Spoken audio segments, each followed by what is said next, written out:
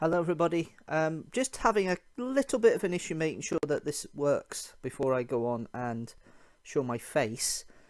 Be a bit embarrassing otherwise to have that. I will be playing out in a moment. I just want to make sure that everything works okay before I put up, because I had a lot of sound issues last time round and I don't want that to happen this time if I can avoid it. So I'm just checking a few things here. I will be back shortly, hopefully, with something more interesting. But I'm just going through it now and just having a look to see that everything is okay in regards to the stream. Make sure I am live and I'm playing out exactly as I should be, and hopefully you guys will be able to see me in a moment. I'm just trying to get the right file details up and get that all working and playing out where it should be, and I should be alright once that's done. It looks like I am streaming live. So we'll just get into it, I hope. That's one of the things we need to look at. But yeah, I'm going to go through it now and have a look, and hopefully it's working. It looks like it is working, possibly. I don't know, I can't see anything come up. Oh, there is something here, right, okay. I'm just going to try something here. I'm just going to click the running order just to see if something comes up on my playout. Hopefully it does. If it does, that indicates to me it's working. And we're all sorted. And hopefully that makes it all working. Yes. Hey, we're here. Right, brilliant. Okay, I'm going to go back to the placeholder. And I'm going to do a bit of promoting, I think. And then we'll take it from there. So, yeah. Let's just bring me up, shall we? Hello. Yeah, I'm here. Welcome to Streamstructor 3. Yes, the second attempt, part 2, take 2, whatever you like to call it. Last time the sound was absolutely rubbish. In fact, this mic wasn't working, which was part of the reason why. It does seem to be doing it this time, which is great. At least I hope so. A little bit of a pain, but I just wanted to make sure it was working before I went into it properly and started looking at stuff and working with stuff. Hello, if you're watching. Welcome to Streamstructor. I'm Barry, and welcome for the next 45 minutes or so. Now we've got the usual running order here, and the timings are estimates. I think you'll find this slightly out already, but this is what the timings were supposed to be. So we've got the timings here. So we've got a vlog in a minute, me doing travelling about, including an eclipse, picture of eclipse. Not much, but there was a little bit there. Then we've got 6 facts, Julius Caesar, and then we have Deanstructor reviews Doctor Who with the power of the Daleks with my friend Seamus, or as he was called at that point, Jamie. He prefers to be called Seamus, and I'll make sure that's clear. If you are here, give me a shout, leave a comment on this and in the chat, say hello, do all the usual sort of stuff, and have a quick hello. But before we go into it, I'm just going to give you a little promotional thing here in regards to when it comes to something I'm doing this month. I'm doing something called Future Steps, which means I'm doing 10,000 steps every day for the whole of February. And the idea of that is to ensure that we raise money for the Princess Trust. I have a little video play out here I posted on Facebook, and you may have seen it on the channel update if you've seen the channel update video. But here is a play out of my little promo video recorded at Calder Glen Country Park 2 weeks ago. And this will give you a little bit more information on it. And I'll leave a link at the end of the live stream to the Just Giving page so you can have a look at it. I'll probably leave it in the chat as well. But here we are. Hello, friends, colleagues, relatives, family. I don't usually do these sort of things, but I thought I'd do it this time round because of a good cause I'm doing here. I am fundraising for the Princess Trust as part of the Future Steps fundraising initiative that are going on in February. Now, my work, Utilita, is a patron of the Princess Trust, and we are taking part in multiple teams. I'm part of a team of 6, where we're going to be walking 10,000 steps every day for the whole of February, with the idea of raising lots of money for the Princess Trust. The aim is to get to £250. It probably has already reached it, but that doesn't mean we don't stop. And this is what part of this video is for. I'm going to leave a link down below.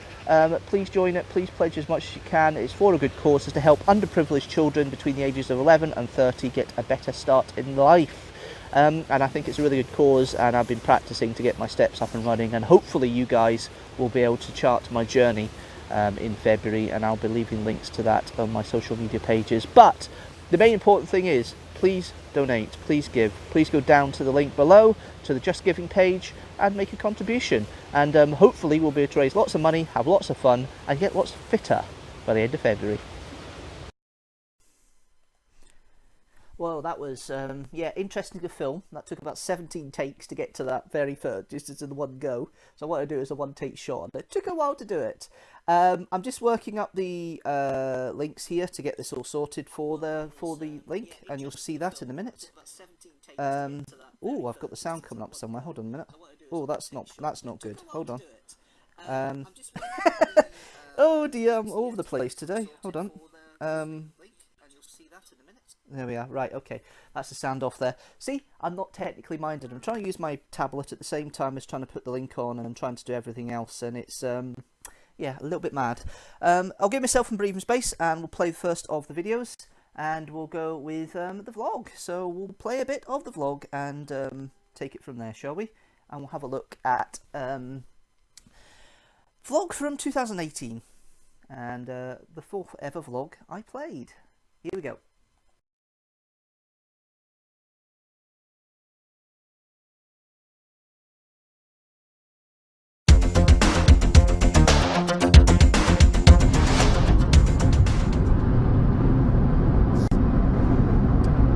I know, do you mind?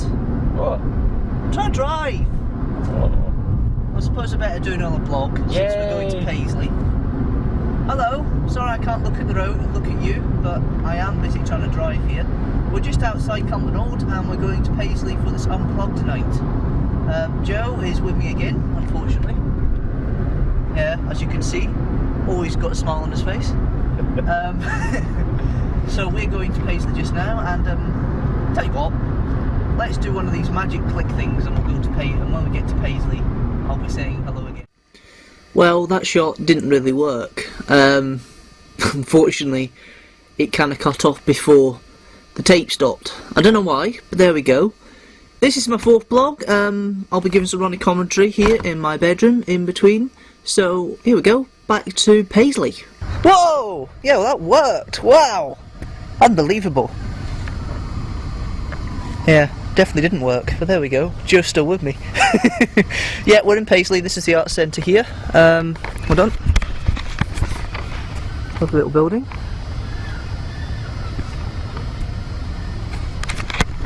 And this is where I'm going to be for the rest of the night. So, join me inside as we take a trip into Red's Bar. Now, there were 2 bands that played on the night. There was Lucy McDonald.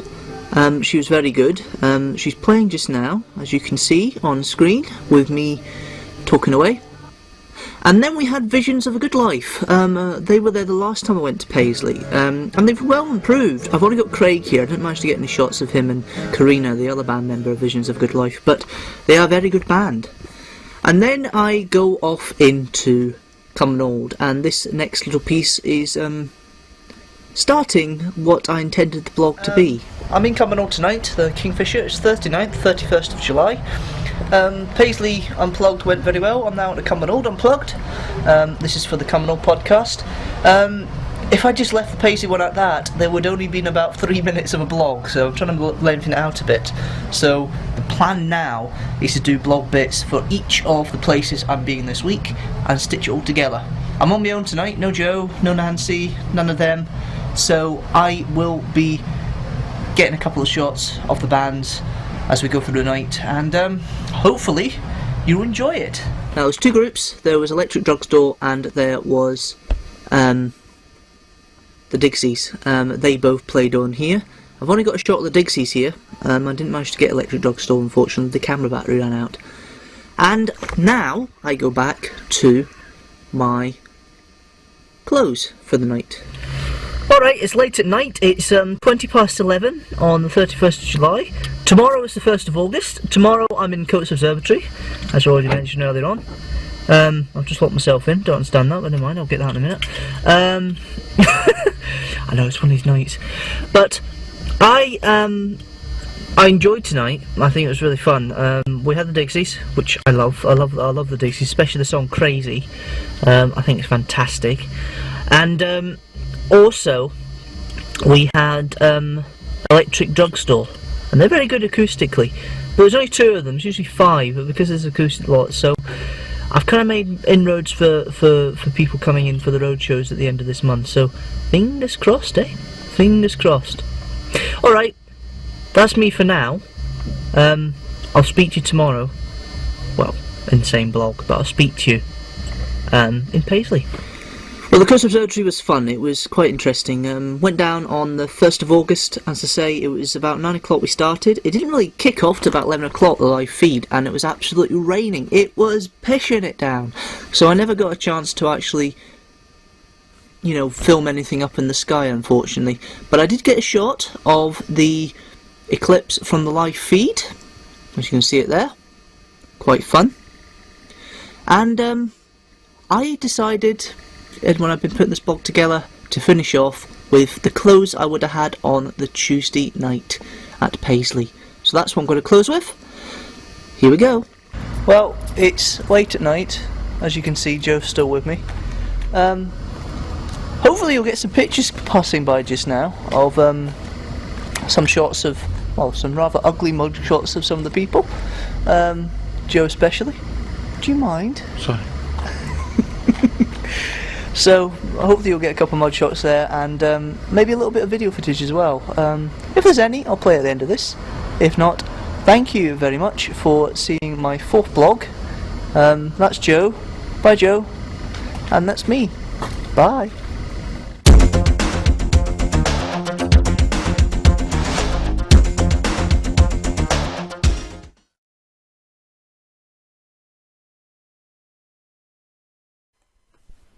I still get embarrassed watching all those. Oh my god, that's horrible. That's absolutely horrible. So stayed, so nervous, so weird. I've changed so much. My vlogging technique is a hell of a lot better. But then again, I have nearly 70 vlogs under my belt now. Speaking of which, vlog this week, or next week, will be my trip to Leith in Edinburgh. Part of a bigger thing with the 10,000 steps, with future steps. Part of the reason there was an excuse to go to Edinburgh. Excuse to see the opening of my works hub shop called Utility Hub, Energy Hub, and it was an opportunity to see that, but it was also an opportunity to go walking and get some steps in, and I managed that, and you'll find out more because I'm going to do an I Was Almost a £200 Monster video the second Sunday in March. Don't worry, there will be a vlog as well, but that'll be on the Wednesday. Speaking of scheduling and things like that, it's been interesting because I've had a 6 facts come out just there on George the 4th on Wednesday, just gone. Not really kicked in, but the biggest thing at the moment for me is going to be the live streams. Not live streams. The first impressions videos for Doctor Who. The new series of Doctor Who. The views have been brilliant. Thank you, and been really amazed at the very first part of Spyfall that got nearly 300 views in a week. The episode from Fugitives of the Dadoon got 130 views by Wednesday last week, which was brilliant. So thank you very much for that, guys. That's really appreciated. Check them out every Monday at 6 PM GMT. Might not be in a couple of weeks because there might be something coming up on the Sunday of the 16th. I may not see Doctor Who live. I may see it a little bit later. So the first impressions may be a little bit later as a consequence because of work and everything else. It could be okay, it should be okay, but I can't guarantee it at the moment, so there might be a little bit later. But general rule, 6 PM GMT UTC +0 for the first impressions. I'll tell a bit more about what the rest of the schedule is going to do for February in a minute. But before I do that though, let's just have a look at the running order once again. So yeah, we've just had the vlog, me eclipsing about. I'm about to play 6 facts on Julius Caesar, so hopefully that will be fun. And yeah, leave a comment down below, say hello, say hi, have a chat, do the usual stuff if you're watching.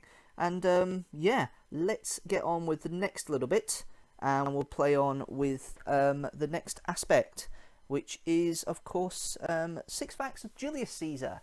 And we'll have a little play out of this and have a little bit of enjoyment with that, and then I'll come back to you with a little bit more chat and conversation at that point. Here we go.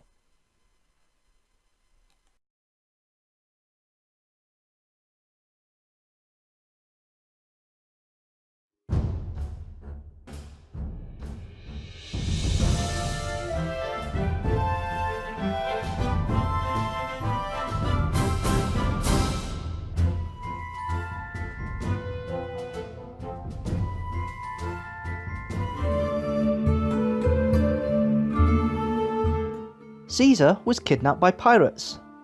In 75 BC, he was hijacked while on a trip to Rhodes, a noted centre of learning at the time. When a ransom price was named for his release, Caesar thought the amount was too low and insisted on a larger sum. Once it had been paid, he planned his revenge by commandeering a group of ships and men to hunt the pirates down, and then he executed them. Caesar had a son with Cleopatra. He actually went to Egypt to track down a rival, Pompey, and then he met the Egyptian queen. This was during her feud with a younger brother and co-ruler, Ptolemy XIII. Ptolemy stopped Cleo from meeting with him, but she managed to smuggle herself in a laundry bag to meet with him. They became romantically involved, and around 47 BC, she gave birth to a boy, Ptolemy Caesar. He is considered the father of the leap year. Romans used a calendar based on the lunar cycle, which dictated there were 355 days in a year. The system was 10¼ days shorter than it actually took for the Earth to go around the Sun. It caused all sorts of issues, as politicians could add extra days in the year, and was prone to corruption. Caesar made a calendar of 365 days, and every 4 years an additional leap day was created. This calendar became known as the Julian calendar. The name Caesar may have had many meanings. It could be that an ancestor had been born by caesarean section, it could be a reflection of a good head of hair or grey hair, or Caesar killing an elephant. Caesar used elephant imagery in his standards, indicating this is the meaning of the word he preferred. Caesar was only supposed to be a dictator for a year. In 48 BC, he was briefly appointed dictator, and a 1-year term was later offered that year. After defeating his rival Pompey's allies in 46 BC, he was appointed for 10 years. On February 1444 BC, he became dictator for life.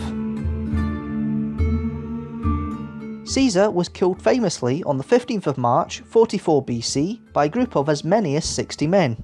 The plotters included Brutus, who Caesar believed to be his illegitimate son. He was stabbed 23 times. When he saw that even Brutus turned against him, he is said to have pulled his toga over his head and not utter the famous line that Shakespeare has us believe.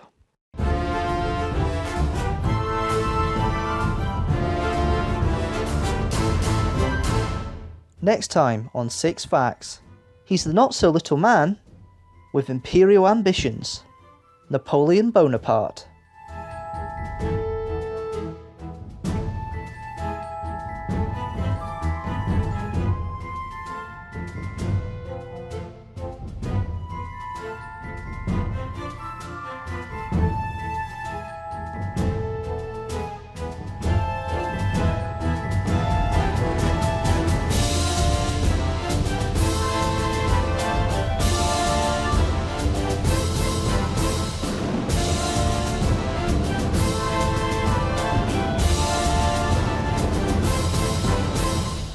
If you enjoyed this video, don't forget to subscribe, and if you have a historical figure you want to have 6 Facts treatment, comment below.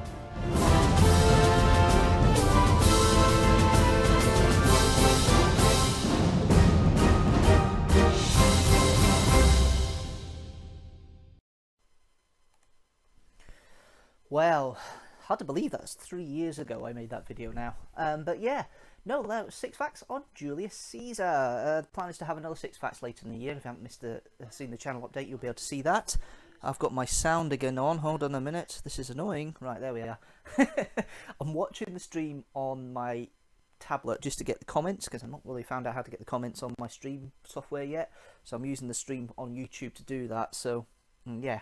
Prematurely a viewer there all time extra than there normally would be, but hey, that's just the nature of the beast, I suppose.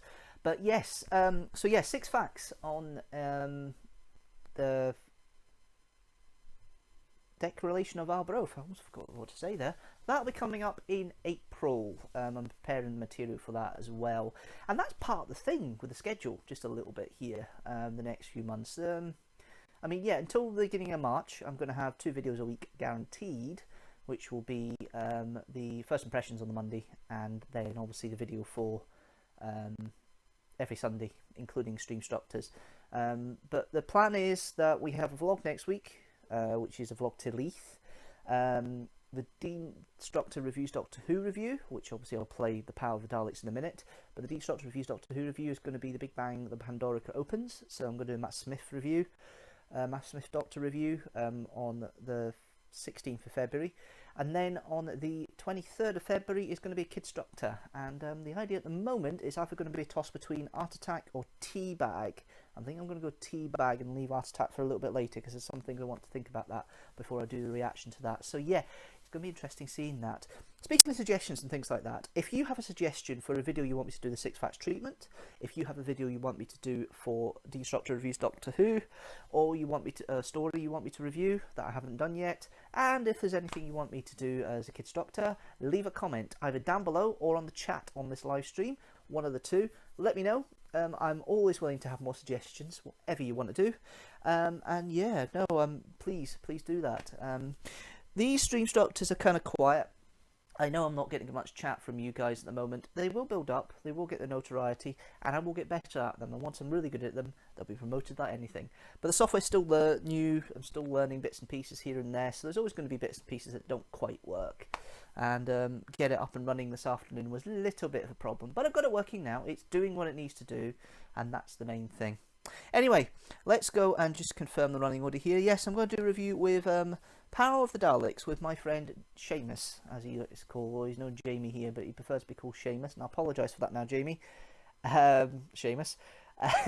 I'll make sure you'll call that on camera if you want, and that includes the Glasgow Doctor Who Society videos as well. That's the other thing as well, I forgot all about that, yes.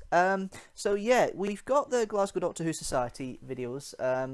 They're being posted at the end of every week, just before the new video comes out, just because editing and everything else. If you are happening to watch this, Katrina and David, you've volunteered to do it this week for the edit, so thank you very much for that. I'm looking forward to it. I'm really looking forward to see what you guys do. And it's not quite out yet, but it should be hopefully later today, if not tomorrow, and it'll be out for you guys to watch. And it was on Fugitive of the June. But oh my god, what a theory, what a suggestion, what a possibility it is to have another Doctor in the timeline there. But where does she fit in? Where does she fit in? That's the thing. Still don't know about that. Hopefully we'll get more clues going forward, especially with the episode of Praxis tonight. But we'll see. We'll take it from there. But yeah, speaking of Doctor Who, let's go on to the last video today. I'm not doing a Kidstructor until next time. So you'll get Kidstructor in March's Streamstructor in place of the Doctor Who review. So I'm going to water it down a little bit. Streamstructor's going to be a little bit less time, just to make sure that things play out okay. I had major issues with technically playing out in December, so this is an idea to try and keep it a bit more refined going forward. What I will do though is I'll play out the videos now for the end, and I'll come back, wrap it all up, and yeah, that's Streamstructor number 3, take 2, all done. But yeah, let's go. Let's play the Deanstructor reviews Doctor Who or Power of the Daleks.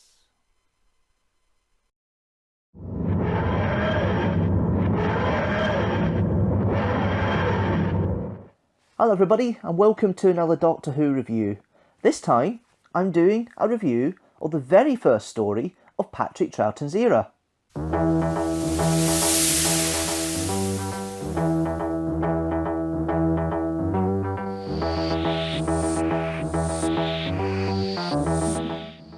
So I'll get into the nitty-gritty of the review in a minute. I am going to have a friend of mine joining me for that. I'm going to go and move locations and say hello to him there. But before we do that, let's do a quick synopsis with the television companion of Power of the Daleks. The TARDIS brings the new Doctor, Polly and Ben, to the Earth colony planet Vulcan. The Doctor witnesses a murder and, investigating the body, discovers a pass badge allowing him unrestricted access to the colony. The dead man was an Earth examiner who had been secretly summoned by Deputy Governor Quinn to investigate the activities of a group of rebels, a problem regarded as insignificant by Governor Hinsel. A scientist, Lesterson, has meanwhile discovered a crashed space capsule containing inert Daleks, which he is now in the process of reactivating. The Doctor's warnings are ignored when the Daleks claim to be the colonists' servants. As the rebels grow in strength, their operations covertly led by Head of Security Bragan, the Daleks take advantage of the colonists' naive trust to establish a roe production plant on a conveyor belt system, with which to increase their numbers. The Doctor eventually destroys the Daleks by turning the colony's power source against them. The defeat of the Daleks, to whom Bragan and the rebels had allied themselves, gives Quinn an opportunity to re-establish control, Hensel having previously been killed. The Doctor and his friends slip back to the TARDIS. There we are, that is your synopsis. Let's go over to my friend Jamie, and we'll do a little review of Power of the Daleks. So, I am sitting here with my good friend Jamie. Hello. Now, he has allowed me to watch this little DVD of the Power of the Daleks. Obviously, for all the fans out there who may not know, Power of the Daleks is one of the missing stories in the archive, but there is audio, and they animated it a couple of years ago. Yeah. So there's an HD colour version as well, which we don't have yet. No, we don't, unfortunately, but I'm working on that at the moment. Yeah, we are working on that. I know. So, getting down to the nitty-gritty, I've gone through the plot synopsis already, as the guys may have seen, but Cool. what's your opinion of the story? Well, I quite liked it. I mean, it's a very important story in terms of Doctor Who history. I mean, we've got technically sort of our first regeneration seen on screen.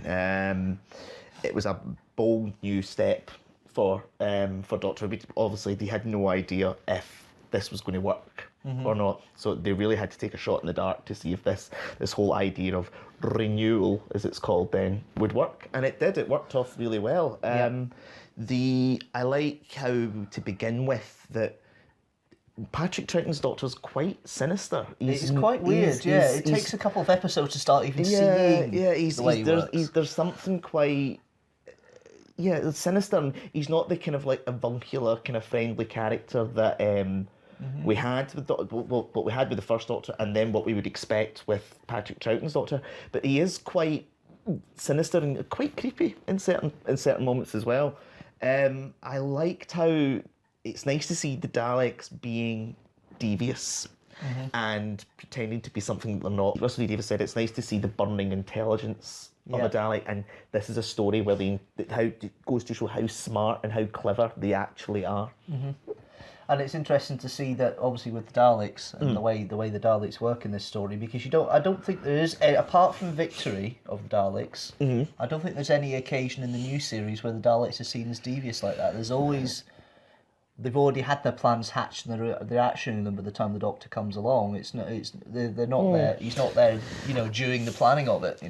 Bad Wolf, maybe, where they've taken control of Satellite 5 or the game station, whatever you want to call it, and they're using that to sneakily build up their forces.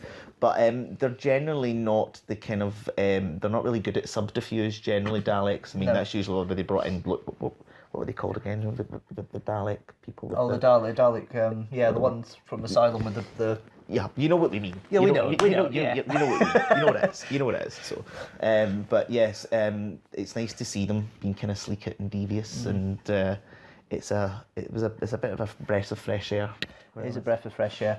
I mean, when it comes to the characterization of all the characters, I suppose 50 years later, there's a couple of stereotypes you're picking up on straight away. First of all, Polly. There is an intelligence there, but she is still a twisting ankle companion. The screamer, which is not a word I generally like to use, but it's out there anyway. She is. Ben as well. Ben obviously is the more. You can go to the opposite end of the spectrum with him. He's the more machismo, the more kind of action man kind of figure within that trio. Just the way they're working things out. But as I say, the Doctor, I quite like the Doctor, the way he starts, because obviously all the later regenerations that you get, the Doctor's already seems to have a defined character that's starting to come through more or less straight away, although there are manic traits. Yeah. This one, you can feel that Troughton doesn't know exactly how he wants to play it in this story, and you can see that's happening. And there is elements of the Doctor as they went before, but there's also something new, and you can see that in the way it's performed and the way it's been. Well, nuanced. it's the first time that this process had occurred in Doctor Who, so they were still generally trying to find out what direction they wanted What works, to what move in. doesn't, And it comes across really well, actually. I think that kind of uncertain feeling that you have with Pat Troughton's Doctor in the first couple of episodes, I really, really like that, because you genuinely, I mean, can you imagine what viewers were like back in 1966 saying, we have genuinely no idea if this is the Doctor. If he is the Doctor, is he going to be, is he one of the good guys? Is he one of the bad guys? You really don't know. And it's only kind of halfway through the story does he kind of start to find his feet, and his character starts to bloom a lot more. Yeah, you do start to see that a bit more near that point. But some of the guest cast, you've got Lesterson. Yes. I think that's one of the stronger roles of the ones that are in there. Kind of the slightly cliched example of the kind of the one track mind scientist determined that his work is pivotal and more important than anything else that's going on in the colony. And then obviously his slip into insanity when he finally realises what the hell he's done. Yeah. Bergen, is it Bregan? The rebel leader. The rebel leader, which we never actually find out what they're rebelling about. Against. Yeah. You know, we're just told that they're these rebels and they're complaining about something, but we never actually find out what it is. No, we don't.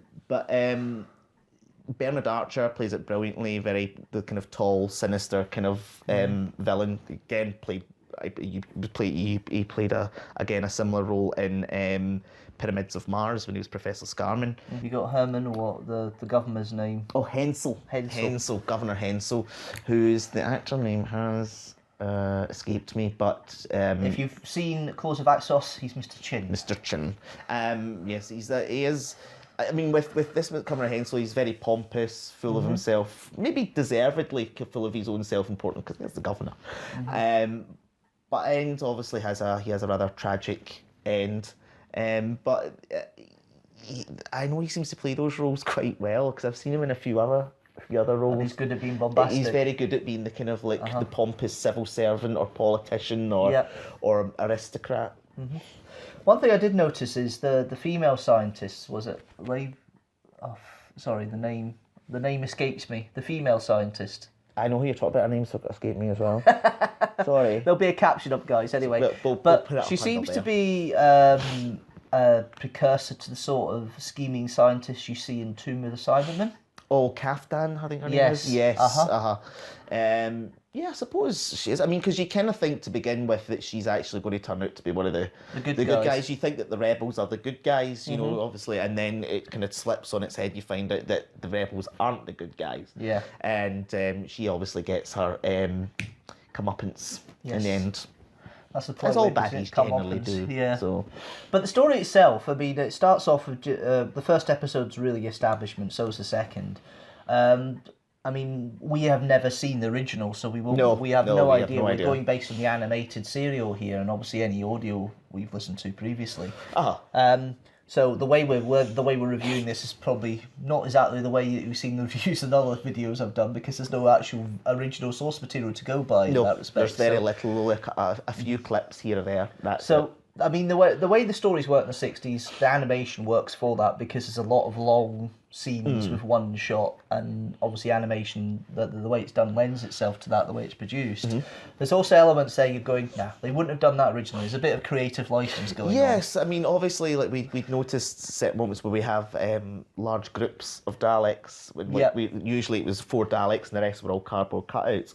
And obviously they don't have to do that with animation, and it's nice to see that you've got a room full of 24 Daleks all shouting, all of them moving about and individually doing what they need to do. You know, yeah, that was really cool. Kind of there's kind of like the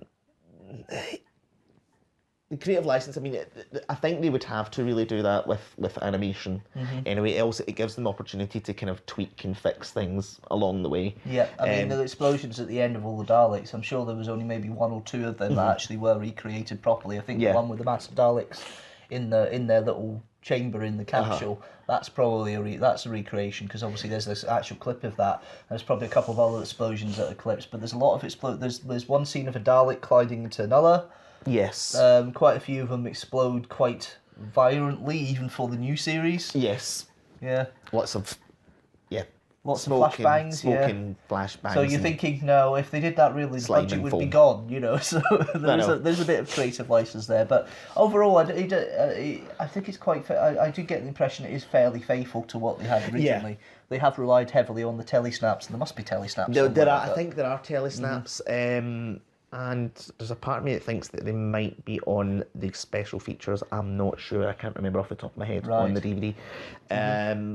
If not, I think you probably get them on. Like, I'm sure you used to be able to get them on the BBC. I'm sure Loose Cannon has a version of it somewhere, because obviously Loose Cannon, for those who don't know, Loose Cannon was the I know. I love it. It's a great Loose Cannon is the reconstruction teams that did stuff from the 90s onwards, and they did reconstructions, and they did get a couple of times where they actually got some of the original actors to be involved. Marco Polo or Mark Eden is probably the best one. Yeah.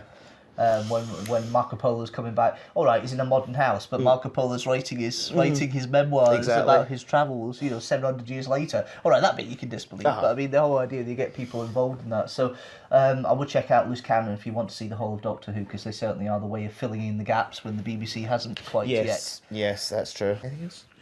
I don't really have much else, to be fair. I mean, the incidental music in regards to the way it works is not, it's a lot of stock stuff. Most of the stings you get, there isn't any original, I don't think. They've used a lot of the stuff because there's music from the Ark, there's music from the original Dalek story. So it's just there's a lot of music being reused there. But I think that's the thing, you've got to remember that the music they're making is kind of all radiophonic, and that's going to take a long time to create stuff. Yeah. So it's not like you could knock it up on a synthesizer in 5 minutes. This took days of work. But then again, when you've got this situation with the Daleks and the opening of the doors, with the photosensitive click and everything, that is obviously establishing this is the Daleks, and obviously the way they're grating voices, they've got Peter Hawkins doing the voices. Yes. So that is the Daleks. So there is continuity there to make people think, right, everything else is as it should be, but the Doctor is different. Yes. And play off that. And I think the way they use Polly and Ben is actually quite good, because Ben's disbelieving at certain points that it is the Doctor. He doesn't believe that this possibly is the Doctor. Polly, on the other hand, believes. She says almost straight away in the first episode, "I know it's the Doctor. I know it is." She kind of suspends her disbelief and understands it and just gets on with it. Exactly. But Ben is a bit funny about it.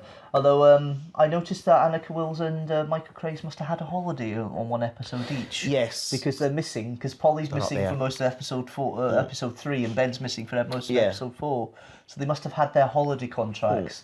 Because they used to film it for 40 episodes a year, so what they would do every so often is they'd have a holiday. Unless you have chicken pops like Fraser and Hayes did in The Mind Robber, and you guys already know about that discussion. I've already talked about that in the videos. But yes, so apart from that, obviously from illness, they filmed 40 weeks a year, and that was it. It was a very grueling schedule, so amazing to think that obviously they managed to do it so well in some cases. Yes. And this is Patrick Troughton's first foray into that world, so and I think he makes a very good start of it. I think he makes an absolutely smashing start. What I'd love to see is how he works in the Highlanders properly, but unfortunately that is one of the missing stories. It's one of the missing stories. Because the Moon Base is the next... Oh, no, it's Underwater Menace. Underwater Menace, but that's not been.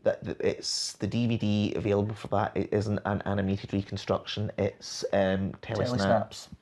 And the next one that we have, I think, is the Moon Base. Is the animated one. I mean, this is the thing. We'll talk about the animations. The BBC up to this point, when they did this, they were filling in the gaps of maybe 1 or 2 episodes due to the budget. But they've actually done a full 6-part story. So it kind of lays the groundwork to say that, yes, with enough time and investment, we will be able to reanimate all the others. And the 2 big ones I can see them maybe doing next were going to be the Daleks Master Plan. Yes, that's 14 parts. 12 parts. 12 parts. Is that? I thought it was 14. Or was it 10? I can't remember. It's long anyway. It's one of those. It's a number. It's a number. And then the holy grail for every Who fan, Marco Polo. Marco Polo. Yes. That's the one everybody seems to love. It's the first historical. It's the first proper. It's the first proper historical, yes. Absolutely. Although I think the best historical, the first season's the Aztecs, but that's my personal opinion. I'll watch that for a wee while. I may give that a wee go again soon. Anyway, I've already maybe mentioned that in a couple of other videos in there. But out of TARDISes out of 5, what would you rate it? I'll probably give it a 4.5. You'll give it a 4.5? Well, I wouldn't go that far. I'd probably say overall for the story, I would say 3.5, but because you've got the animated elements, I will be generous and go to 4. I think it's I found the story quite enthralling, quite gripping. I think it's engaging, but I think it's maybe slightly too long. But then again, it's the nature of that television of that time. And there's a couple of other stories I think that's the same as well. Definitely. There are other 6-parters out there, like the Green Death. Hint, hint, click, click. Like the Green Death, that actually work well as a 6-parter. And then there's other stories like Colony in Space that don't really work as a 6-parter. Shada as well, and I know everybody likes Shada, but I just think it's a 4-parter stretched into 6. So. It is. But the way they got around that in the later days is obviously they had 2 stories within the one story, but they didn't do that with Shada. It's all the one thing. So, but anyway, no, that's I know. That's the point. We digress. So yes, you're saying 4.5 TARDISes. I'll say 4.5. And I'll be generous. I will say 4 TARDISes out of 5, because if I say 4.5, that puts it up in Green Death, and I don't think it's quite there for me. No, not for me either, to be honest. I don't think it's quite there for me. It's a good one. But there we are. So, that's our little review and our opinion of the story. Thank you very much, Jamie, for joining in. Sorry. No doubt, I'm sure we'll be doing a couple more in the next few months. Oh, definitely. Because you've got a favourite you've been pressing for me to do with you. So Yes, it is. There is one. Yes, one particular one. I won't say what it is. We'll keep it a surprise. We'll keep that a secret. And there's the ones that we're gonna plan as well for later on. But if you like what you see, don't forget to subscribe and comment below as always. Click that little notifications bell, and please join the subscriber army, which is getting bigger and bigger every day. It's now in 3 figures. Thanks, guys. Although you're aware of that now, I'm sure, because I've made so many videos about that more recently. It's just ridiculous. That's how pleased I was. But anyway, thank you very much for watching as always. Next week is an odd week video. It is a Kidstructor. It's not with him, but it's with the other one I've been dealing with recently. So Kirsty. Yes. We recorded this a while ago. In fact, actually, if we go timey-wimey, we recorded Kirsty's little Kidstructor. What is it? After this. When is that? What's he doing? Well, I know. Captain Scarlet. It's Captain Scarlet, yes. That's what we're doing next week. I'll get there in the end. So. Yes, we'll get there in the end. So that is going to be next week. So I hope you enjoy that. As I say, thanks so much for watching, and I will see you next week with the Odd Week video for Kidstructor. Until then, see you later. Toodaloo.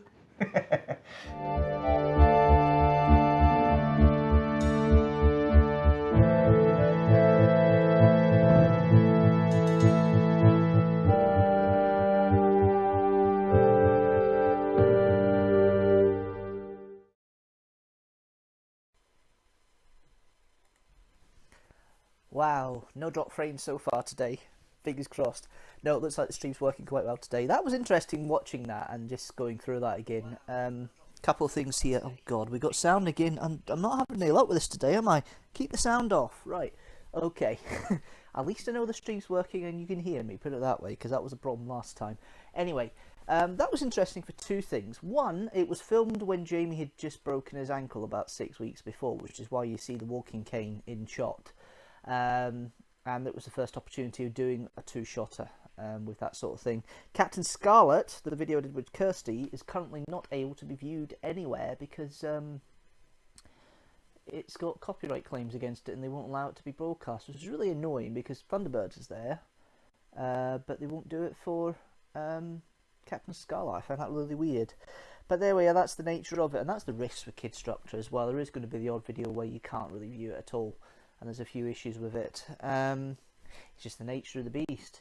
But yeah, no, I did film something else with Jamie, another Doctor Who review, which was Inferno, which you'll see in a few Streamstructors time.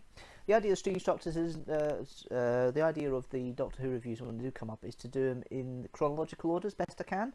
Obviously, I will be doing more videos that go back to Hartnell or Troughton once these things have gone through, so I will have to come back and do these reviews again, but I'll give it a year before I put them up as replays, so you will get a chance to view them in this natural format. But the idea of this obviously is to promote all these different videos as well, like a little mini TV channel for about 45 minutes to an hour. Speaking of which, it is now 45 minutes since I started the stream, hopefully with everything working intact now. If you have just joined me, hello, welcome to Streamstructor 3 Part 2, Take 2. Because last month it didn't really work at all. This one is going to sit, and it's going to sit well, I think, which is great. but that's me nearly done. Thank you very much, guys, for watching if you have been. And if you watch this later on, in the chat and on the description down below will be a link to donate to help out with the Future Steps initiative I'm doing with my colleagues at Utilita. I'm going to play the video one more time just to give you an idea of what's happening again, just so you see it. But after that, I'm going to wrap this up a little bit. But here we are. Here's the video again for Future Steps. Hello, friends, colleagues, relatives, family. I don't usually do these sort of things, but I thought I'd do it this time round because of a good cause I'm doing here. I am fundraising for the Princess Trust as part of the Future Steps fundraising initiative that are going on in February. Now, my work, Utilita, is a patron of the Princess Trust, and we are taking part in multiple teams. I'm part of a team of 6, where we're going to be walking 10,000 steps every day for the whole of February, with the idea of raising lots of money for the Princess Trust. The aim is to get to £250. It probably has already reached it, but that doesn't mean we don't stop. And this is what part this video is for. I'm going to leave a link down below. Please join it. Please pledge as much as you can. It's for a good cause. It's to help underprivileged children between the ages of 11 and 30 get a better start in life. And I think it's a really good cause, and I've been practicing to get my steps up and running, and hopefully you guys will be able to chart my journey in February, and I'll be leaving links to that on my social media pages. But the main important thing is, please donate, please give, please go down to the link below to the Just Giving page and make a contribution, and hopefully we'll be able to raise lots of money, have lots of fun, and get lots fitter by the end of February. Would help if I turn the mic on. So yeah, that's the idea, to walk 10,000 steps every day. Just give you a little mini spoiler, I've done my 10,000 steps both days in February so far. Can I do it for the remaining 27? There will be, I was an almost £200 monster video recording my journey.